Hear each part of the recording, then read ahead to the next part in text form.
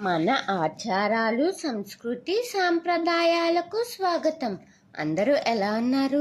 దీపావళి అందరూ చాలా చక్కగా జరుపుకున్నారా? నేనైతే చాలా బాగా జరుపుకున్నాను.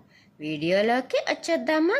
హిందూ ధర్మంలో అత్యంత పవిత్రమైన పుణ్యప్రదమైన కాలం ఏదంటే అది కార్తీక మాసం.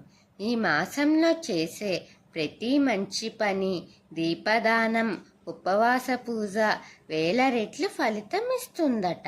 ఇప్పుడు మనం ఈ వీడియోలో తెలుసుకుందాం కార్తీక మాసం విశిష్టత, ఆచారాలు, పండుగలు, వ్రత ఫలితాలు.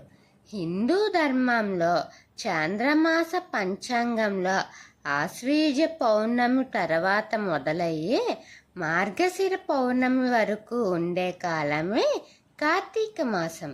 ఇది సాధారణంగా అక్టోబర్ లేదా నవంబర్ నెలలో వస్తుంది. ఈ మాసం పేరు కార్తికేయ స్వామి పేరున వచ్చింది. ఈ సమయంలో శివుడు మరియు విష్ణువు ఇద్దరికీ పూజలు చేయడం అత్యంత శ్రేయస్కరమట. ఈ మాసం దీపముల మాసం, దానం, ధ్యానం, ఉపవాస మాసంగా కూడా పిలుస్తారు. కార్తీక మాసంలో ఒక్క దీపం వెలిగిస్తే కోటి దీపాల వెలిగించే అంత ఫలితం లభిస్తుందట. ఈ మాసం భక్తిభావంతో శివుణ్ణి స్మరించే వారికి పాపాలు తుడిచికిపోతాయి. భగవంతుడు స్వయంగా ఈ కాలంలో భక్తులకు సమీపంగా ఉంటారని చెబుతారు.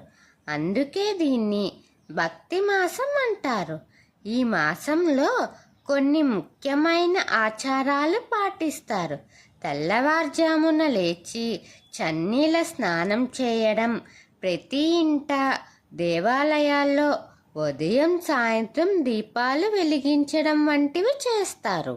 ఈ మాసంలో శివార్చన, విష్ణు పూజ, రుద్రాభిషేకం, విష్ణు సహస్రనామ పఠనం చేయడం, తులసి పూజ, ఏకాదశి, సోమవారం ఉపవాసం చేయడం వంటివి చేస్తారు. ఈ కార్తీక మాసంలో ముఖ్యంగా సోమవారాలు చాలా శ్రద్ధగా భక్తితో పూజిస్తారు. ఈ మాసంలో వచ్చే పండగలు దీపావళి, నాగుల చవితి, తులసీదేవిని శ్రీ మహావిష్ణువుతో కలిపే పవిత్ర దినం కూడా ఈ మాసమే. అదే క్షీరాబ్ది ద్వాదశి. దీపారాధన, గంగా స్నానం, గోపాలకృష్ణుని పూజ, అనేక దేవాలయాల్లో దీపోత్సవం కూడా చేస్తారట. కార్తీక మాసం మన ఆత్మశుద్ధికి, మనసు ప్రశాంతానికి చిహ్నం. ప్రకృతిలో ఈ కాలంలో ప్రశాంతత ఉంటుంది. భగవంతుణ్ణి స్మరించడానికి ఇది అత్యంత అనుకూల సమయం. ఈ కాలంలో ధ్యానం, జపం, పూజలు చేస్తే మనలో నెగిటివ్ ఎనర్జీ తొలగి మన ఆలోచనలు సాత్వికంగా మారతాయి. ఇది కేవలం పండుగల కాలం కాదు, ఆత్మను శుద్ధి చేసుకునే ఆధ్యాత్మిక యాత్ర కూడా.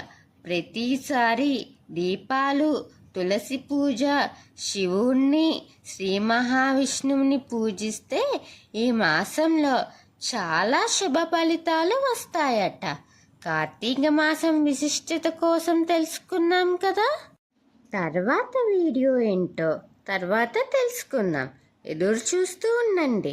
మన ఆచారాలు, సంస్కృతి, సాంప్రదాయాలు వీటి మీద మీకు ఆసక్తిగా ఉంటే నా ఛానల్ని సబ్స్క్రైబ్ చేసి అలాగే పక్కనే ఉన్న బెల్ ఐకాన్ క్లిక్ చేయండి. నా వీడియోస్ని మీరు ఆదరించి లైక్, షేర్, కమెంట్ చేయండి. ఓం శ్రీ మాత్రే నమః.